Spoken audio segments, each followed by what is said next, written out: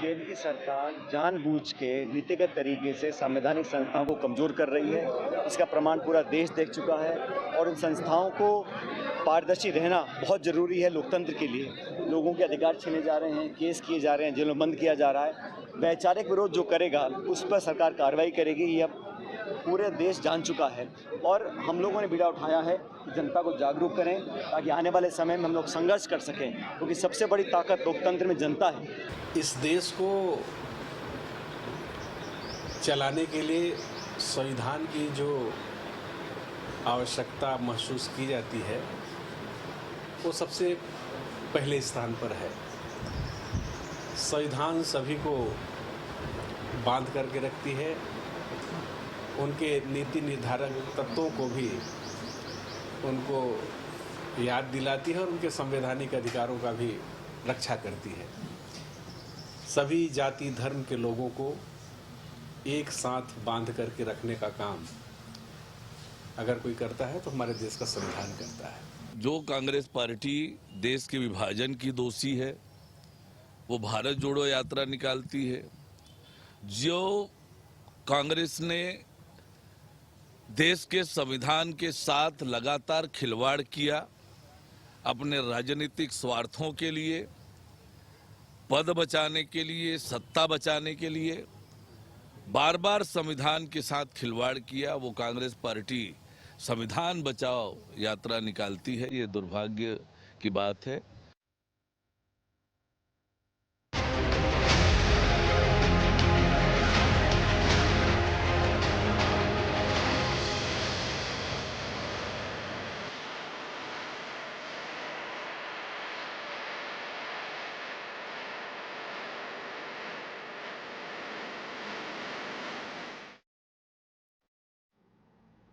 नमस्कार, मैं हूं मोहन तिवारी। आज के मुद्दे में आपका स्वागत है और आज का मुद्दा हमारा आधारित है जवान छोड़ संविधान पर घमासान। जी हां, इस समय पूरे देश में जो परिस्थितियां हैं उससे एक बार फिर से राष्ट्रवाद उबाल मार रहा है। जवानों की शहादत पर बात हो रही है, जवानों की जीत की बात हो रही है, लेकिन कांग्रेस है कि अपने मुद्दे पर वो अटल है और इसके पीछे लगता है कि कांग्रेस इस बात को समझ भी गई है कि जहां राष्ट्रवाद की बात होगी तो वहां वो कमज़ोर पड़ जाएगी और इसीलिए उसने फिर से संविधान का झंडा बुलंद कर दिया है। जिस संविधान बचाओ के नारे ने कांग्रेस को लोकसभा चुनाव में जीत के लिए एक कदम आगे बढ़ाने का मौका दिया, कुछ वैसी ही परिस्थितियों को फिर से जिंदा करना चाहती है कांग्रेस और इसीलिए जवान वाला मुद्दा किनारे करके संविधान के मुद्दे पर झंडा बुलंद हुआ है छत्तीसगढ़ के जांजगीर से। इसी पर आज चर्चा करेंगे और बातचीत करके जानने की कोशिश करेंगे कि आखिर कांग्रेस ने ये टैग लाइन क्यों बदली है, किस ट्रैक पर चल रहा है कांग्रेस का मुद्दा। कांग्रेस क्या संविधान बचाओ के जरिए एक बार फिर से लोगों के दिलों में संविधान के मुद्दे को जिंदा करना चाहती है। इस चर्चा को शुरू करेंगे, उससे पहले मिल लेते हैं उन मेहमानों से जो इस चर्चा में हमारे साथ रहेंगे। हम बहुत स्वागत करेंगे, हमारे साथ मौजूद हैं इस पूरे मामले में राजनीतिक विश्लेषण शेयर करने के लिए वरिष्ठ पत्रकार अनिल चौबे जी, बहुत स्वागत है आपका। हमारे साथ मौजूद है कांग्रेस का पक्ष रखने के लिए अमित श्रीवास्तव जी, बहुत स्वागत करेंगे आपका। और बीजेपी का पक्ष रखेंगे हमारे साथ के.एस. चौहान जी, बहुत स्वागत है उनका भी। तो तीनों मेहमान हमारे साथ मौजूद हैं और जैसे कि हमने बताया कि कांग्रेस की आज एक बड़ी सभा हुई है जांजगीर में और उस जांजगीर की सभा के ज़रिए कांग्रेस ने फिर हुंकार भरी है संविधान की। क्या बताता है ये मुद्दा जब बात देश की हो रही है, जवानों की हो रही है, लेकिन कांग्रेस जो लाइन लेकर लोकसभा चुनाव में चली थी उसी लाइन पर आज भी कायम है। एक एक करके प्रतिक्रियाएं लेंगे, दोनों मेहमान जुड़ेंगे, लेकिन उसके पहले हम बात कर लेते हैं अनिल चौबे जी से। चौबे जी, क्या बताता है कांग्रेस, ये तिरंगा यात्रा चल रही है, जय हिंद यात्रा चल रही है, उन सब से अलग हटकर अभी भी अपने संविधान वाले मुद्दे पर केंद्रित है, फोकस है, क्या कारण है इसका? देखिए मोहन जी, कांग्रेस के पास इस वक्त कोई मुद्दे हैं नहीं, करंट का कोई मुद्दा है नहीं, करंट पे ये कोई बातचीत करते नहीं। जैसे आज जांजगीर चांपा में इन्होंने इतनी बड़ी सभा करी, कायदे से तो इनको विष्णुदेव सरकार के बारे में बातचीत करना चाहिए थी और उस मुद्दे को लेके जनता के सामने जाना चाहिए था। अब ये संविधान की बात करते हैं संविधान का इसकी शुरुआत तो इन्हीं से हुई है, सबसे ज़्यादा राज इन्होंने किया है और इतिहास गवाह है कि करीब 102 संशोधन जो हैं कांग्रेस ने ही किए हैं। अब मेरे ख्याल से जिस संविधान की मूल धारा में अगर 102 संशोधन हो जाएं तो उसमें बचा क्या है, उसकी भी कोई आत्मा तो बची नहीं है। अब फिर भी दूसरा मेरा इन नेताओं से, तमाम नेताओं से ये कहना है कि पहले आप संविधान को ठीक से पढ़ लें। संविधान की जो भाषा है अपने हिसाब से प्रिडिक्ट करके जनता के सामने ना पेलें। सबके संविधान में लिखा कुछ है, समझते कुछ है और जनता को कुछ और बताते, ये ना करें। संविधान इतना स्वच्छ और साफ बना हुआ है कि उसको अगर सीधे सीधे जनता के सामने प्रस्तुत किया जाए तो किसी तरीके के कोई विवाद नहीं होंगे। इतना बढ़िया संविधान बना है, लेकिन अब 102 संशोधन हो गए, धाराएं, उपधाराएं, फलानी धाराएं करके उसका तो मेन, उसका तो आत्मा छलनी हो ही चुकी है। फिर भी अभी जो जितना बचा है उसको तमाम नेताओं से मेरा ये कहना है कि जो उसमें लिखा है उसको उसी भाषा में समझ के जनता को समझाएं। जनरली ये नहीं हो रहा है, हर नेता अपने हिसाब से संविधान की उस परिभाषा को गढ़ लेता है, वो माइक पकड़ के खड़ा हो जाता है, वो बोलता है संविधान खतरे में है। ऐसा है बिल्कुल। लेकिन ये जब जवान की बात हो रही है, जीत हार की बात हो रही है, पाकिस्तान को कैसे हमने धूल चटाई उसकी बात हो रही है, लेकिन उन सब मुद्दों के बीच जब ऐसे घमासान वाले मुद्दे हैं, संविधान की बात करना, कांग्रेस क्या मुद्दे को थोड़ा चेंज करना चाहती है? नहीं, देखिए जिस तरीके से ये जो अभी आतंकवाद के ऊपर प्रहार किया है हमारे नेता, हमारी सेनानियों ने, और जितना सटीक उन्होंने निशाना लगा के एक एक आतंकवाद के अड्डे को उन्होंने ध्वस्त किया है, ये पूरा देश ने, पूरे विश्व में आश्चर्यचकित बात है कि पिन पॉइंट युद्ध आज तक किसी भी एडवांस कंट्री ने नहीं लड़ा है। हमास में भी अगर जो हो रहा है तो 200-250 मिसाइल भेज दी, कोई यहाँ गिरी कोई वहाँ गिरी, लेकिन पिन पॉइंट जो है युद्ध अगर हुआ है तो पहली बार भारत ने बताया है कि पिन पॉइंट युद्ध कैसे लड़ा जाता है और कैसे टारगेट हिट किए जाते हैं। ये पूरे विश्व में इसकी चर्चा है और विश्व में इसका सराहना हो रही है। अब ये इतना बड़ा मुद्दा भाग्य से मोदी जी की झोली में चला गया है, तो कांग्रेस निश्चित ही इस मुद्दे को हजम नहीं कर पा रही है और वो चाहती है कि तरह तरह के इसमें किसी तरीके से ये भाजपा फंस जाए। राहुल गांधी कहने लगे कि आप बताइए कितने हवाई जहाज गिरा दिए, वो बताने लगे कि चलो ये हुआ। मतलब ये ऐसे मुद्दे हैं जिससे कुछ जनता को इंटरेस्ट नहीं ले रही, मतलब इसमें टीआरपी भी नहीं बढ़ रही है न्यूज़ चैनलों की। तो इनको अभी जो मेन मुद्दा है कि जवानों ने बिना कुछ खोए हुए और इतना सटीक निशाने से उनके जो आतंक के ठिकानों को नष्ट किया है, इस पे पूरे देश को गर्व होना चाहिए और हर नेता को उसकी तारीफ करना चाहिए।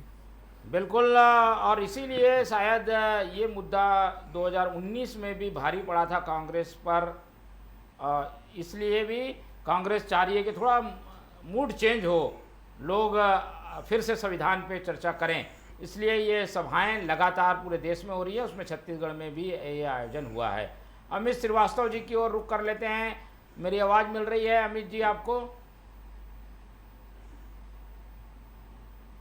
जी मिल रही है आपकी आवाज, जी बोलिए। जी, हमने आज जो टॉपिक रखा है उसमें हम यही जानना चाह रहे हैं कि जब पूरे देश में जवानों की बात हो रही है तो कांग्रेस अभी भी संविधान पर क्यों अड़ी हुई है? ये कार्यक्रम, ये इस तरीके के आयोजन बाद में भी हो सकते हैं।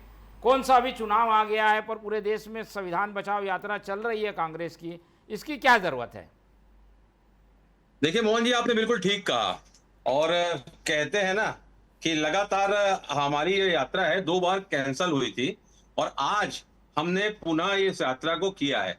और आपने ठीक कहा, जब देश में कोई विपदा आती है, देश में कोई तकलीफ आती है तो कांग्रेस हमेशा सरकार के साथ खड़े रहती है। और हमारे नेता राहुल गांधी जी ने पहले कहा भी था कि सरकार कोई भी लेजिस्लेटिव लेगी तो हम सरकार के साथ खड़े हैं। आपने ठीक कहा कि हम जब जवानों की बात हो रही है, सेना की बात हो रही है, तो मैं आपको बताना चाहता हूं कि हमारे देश के जो हमारे वीर सैनिक हैं, जिन्होंने अदम्य साहस का परिचय दिया, जिन्होंने अद्भुत साहस का परिचय दिया, और निश्चित तौर पे जिस प्रकार से हमने देखा कि उनके शौर्य को, उनके साहस को और उनकी अदम्य साहस को, अटल साहस को मैं प्रणाम भी करता हूं। और 140 करोड़ हिंदुस्तानियों ने जिस प्रकार से उन्होंने रक्षा की और उन्होंने बताया कि आज पूरा देश जब साथ होता है तो वो भी कंधे से कंधा मिला के जब उनके साथ खड़े रहते हैं, तो फिर कोई भी विश्व में ऐसा देश नहीं है जहां हम जिनको जो चाहे हम नहीं कर सकते। लेकिन मैं आपको बताना चाहता हूं कि इस देश में एक दूसरी एंगल से अगर आप देखेंगे कि हम तो पूरी मजबूती के साथ खड़े थे, हम प्रधानमंत्री जी के साथ खड़े थे, 140 करोड़ हिंदुस्तानी खड़े थे और हमारे नेताओं ने कहा था मोहन जी, लेकिन जब सरकार सीज फायर पे गई तब कॉन्फिडेंस में क्यों नहीं लिया गया विपक्ष को? ये भी एक लोगों के जहन में प्रश्न है। 140 करोड़ हिंदुस्तानी जानना चाहते हैं कि ऐसी क्या वजह थी कि सीज फायर किया गया और इतने आगे तक हम बढ़ चुके थे, उसके बाद भी आज आपको बताने जाना पड़ रहा है दूसरे देशों को। और आप इतने आपने विदेश में 70 से ज्यादा आप देश में गए और उसके बाद भी आज हमारे साथ कौन खड़ा है? रसिया और इजराइल को अगर हम छोड़ दें तो हमारे साथ कोई नहीं खड़ा है। तो आपको समझना पड़ेगा कि आप जो राजनीति कर रहे हैं वो लोगों को पसंद आ रही है कि नहीं आ रही है। मोहन जी, मैं एक और चीज कहना चाहता हूं कि लगातार मैं एक और माध्यम कहना चाहता हूं कि इस देश के जो हमारे सैनिक हैं, निश्चित तौर पे उन्होंने बताया कि ये भारत बदला हुआ भारत है और ये बदला हुआ भारत है, अगर हमें कोई छेड़ेगा तो हम छोड़ने वाले नहीं हैं और घुस के मारने वाला भारत है। और 140 करोड़ हिंदुस्तानी अमित जी, जब लेकिन ठान ये लेते सारी हैं, चीजें अपनी जगह है। उस दौरान इस तरीके के संविधान पर केंद्रित आयोजन, ये आयोजन भी करते आप जो आप तर्क दे रहे हैं, उससे जुड़े हुए कुछ आंदोलन होते, उसकी बात रखी जाती तो समझ में भी आता। ट्रैक क्यों चेंज कर दिया कांग्रेस ने? देखिए, हमने पहले तिरंगा यात्रा निकाली। तिरंगा यात्रा में हमने बताया कि तिरंगा यात्रा से जो हमारे सैनिकों ने अदम्य साहस का परिचय दिया, पाकिस्तान को घुस के मारा, हम उनके साहस को प्रणाम करते हैं और उसके लिए हमने तिरंगा यात्रा निकाली निश्चित तौर पे। लेकिन आप देखिए कि जिस प्रकार से संविधान, ये तो कहते थे हम संविधान बदल देंगे, 400 आएंगे तो संविधान बदल देंगे, हम नहीं, इनके सांसद कहते थे। और आज इस देश में जिस प्रकार का एक नैरेटिव सेट करने का प्रयास किया जा रहा है, और मैंने कहा ना कि विपक्ष को आप कॉन्फिडेंस में लीजिए ना, क्यों नहीं ले रहे हैं आप? ठीक है, आप जाइए, बताइए, विश्व को बताइए जो देश, मैं तो कहता हूं ना कि आप लोगों को बताइए कि पाकिस्तान का साथ देना मतलब कहीं ना कहीं आतंकवादी देश के लोगों का साथ देना है। आप देखिए कि जिस प्रकार से वो लगातार वहां पर हमने जब मारा उनके नेताओं को, जो आतंकवादी के नेता थे, तो वहां की फोर्सेज उन्हें वहां का फ्लैग में लपेट के उनका अंतिम संस्कार किया गया। तो देश, पूरे विश्व को यह बताना पड़ेगा कि जो पाकिस्तान के साथ है मतलब वो आतंकवादियों के साथ है। ठीक है, चलिए, कांग्रेस का अपना तर्क हो सकता है, लेकिन हम इस चुनौतियों पर बात कर लेते हैं कि मुद्दे जब बदलते हैं तो हर पार्टी यही चाहती है कि वो ऐसा मुद्दा ले जो कि उसको सूटेबल हो, और कांग्रेस शायद अभी उसी ट्रैक में चल रही है। चौहान जी, कैसे मुकाबला करेंगे? जांजगीर वो क्षेत्र जहां पर 8 के 8 विधायक कांग्रेस के हैं, वहां से हुंकार भरी है कांग्रेस ने, और एक वर्ग विशेष को भी बताने की कोशिश है कि संविधान खतरे में है, इसलिए जांजगीर को चुना गया है। देखिए तिवारी जी, जांजगीर को चुना गया है, उसमें मैं आऊंगा, लेकिन इस पूरे डिबेट का एक जो सार था वो हमारे चौबे जी ने पहले ही क्लियर कर दिया। इसके बाद और कुछ बोलने की बात नहीं रह जाती है। जो पर्दे के पीछे की बात थी और जो आत्मा थी इस पूरी डिबेट की, इस पूरे मुद्दे की, वो आत्मा चौबे जी ने, हमारे वरिष्ठ पत्रकार ने पहले ही बोल दी थी कि ये जो सैनिकों की जो कार्रवाई चल रही है, राष्ट्रहित की कार्रवाई चल रही है, उसको कहीं ना कहीं दबाने के लिए, कहीं ना कहीं उसका प्रभाव कम करने के लिए ये कांग्रेस इधर उधर की रणनीतियां अपना रही है। इस वजह से उन्होंने ये वाला समय चुना है और ये वाला कर रहे हैं। आप 2 बार अगर यात्रा आपकी टल गई थी कुछ दिन, और भी टल सकती थी।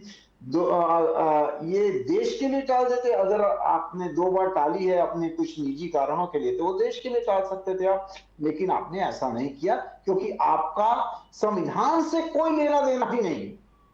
अगर कोई लेना देना होता तो 1975 से लेकर 1977 तक जितने संविधान की दुर्गति हुई, तार हुआ, वो आपकी श्रीमती इंदिरा गांधी जी ने, उस समय की तत्कालीन प्रधानमंत्री जी ने किया।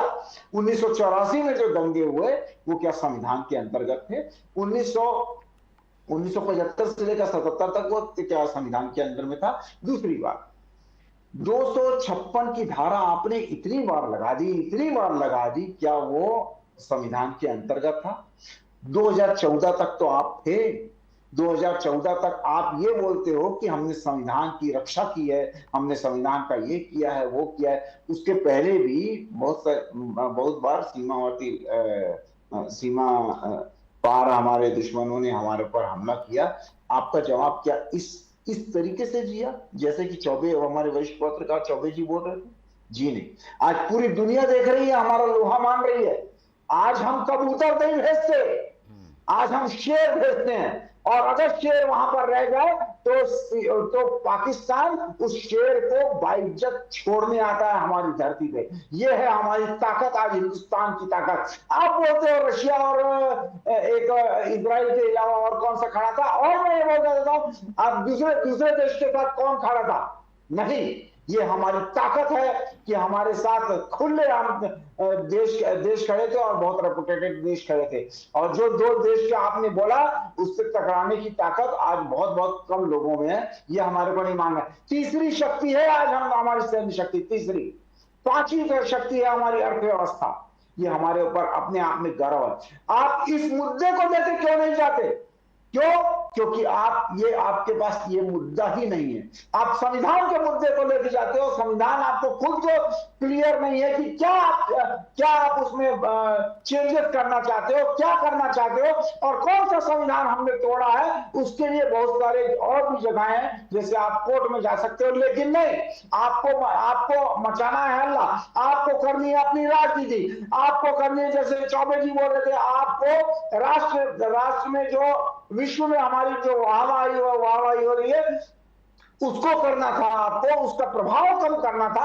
आपने बोला कि सीज फायर जब हुआ तो हमारे से पूछ के क्यों नहीं? अरे लड़ाई जब हुई और इससे पहले भी लड़ाई हुई तो क्या आपसे पूछ के हुई? नहीं, ये रणनीति का मामला होता है, रणनीति के हिसाब से किया जाता है। तो क्या पहले जनमत संग्रह कराते, उसके बाद सीज फायर करते? जबकि आपको ये मालूम होना चाहिए कि सीज फायर किसने किया है। सीज फायर किया पाकिस्तान ने। हमारा कर्तव्य बनता है कि हम सीज फायर करें और बातचीत करें, और उसके बाद अगर वो नहीं मानता है और अपनी शर्तों में सीज फायर किया है तो उनके शर्तों पर नहीं किया है। ये भारत की पहचान है, ये आज का भारत है। हम सीमावर्ती इलाकों में जरूर लड़ रहे थे, लेकिन हमारा प्रभाव पूरे विश्व में था।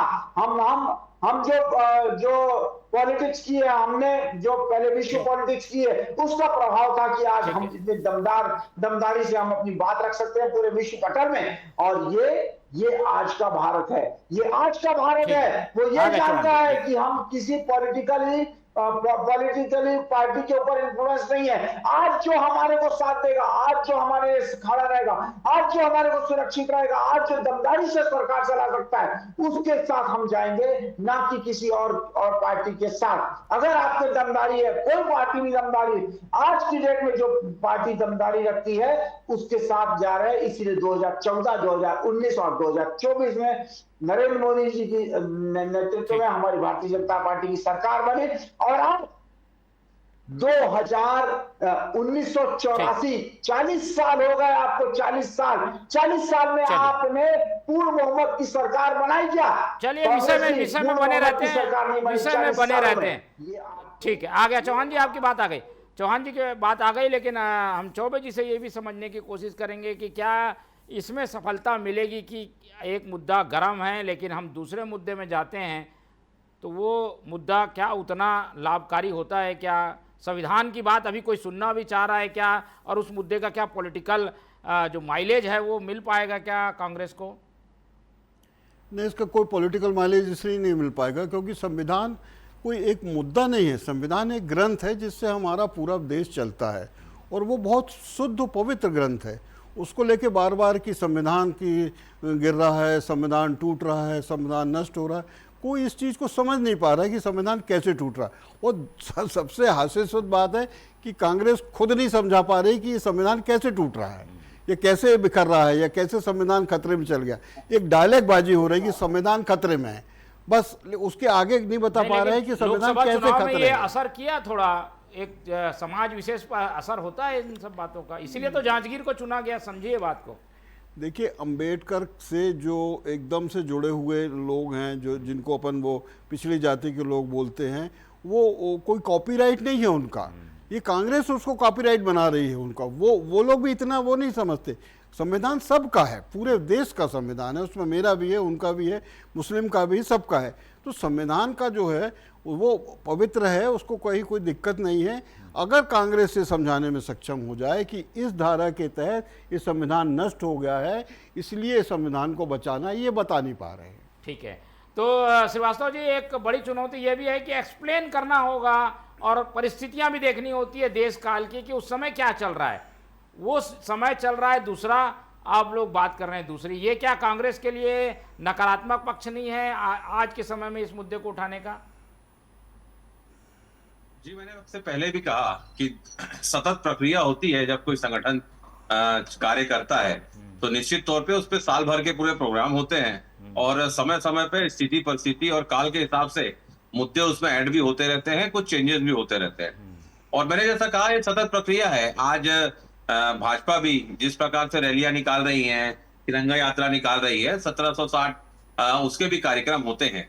तो सिर्फ कांग्रेस के उस पर प्रश्न उठाना कि संविधान यात्रा क्यों कर रही है, हमारा पहले से प्रोग्राम था और 2 बार टल चुका था और देश की स्थिति परिस्थिति अभी बदली तो हम पूरी सरकार के साथ हम खड़े हो गए और उसके बाद जैसी स्थितियां थोड़ी सी और ठीक हुई, हमने अपना पुराना कार्यक्रम जो था, शेड्यूल उस पे जो था, उस पे नई डेट देके हमने अपने कार्यकर्ताओं को रिचार्ज करने का काम किया और बताया कि किस प्रकार से इन्होंने स्वतः ही कहा था, इनके नेताओं ने, कि हमारी सरकार अगर 400 पार आएगी तो हम संविधान बदल देंगे।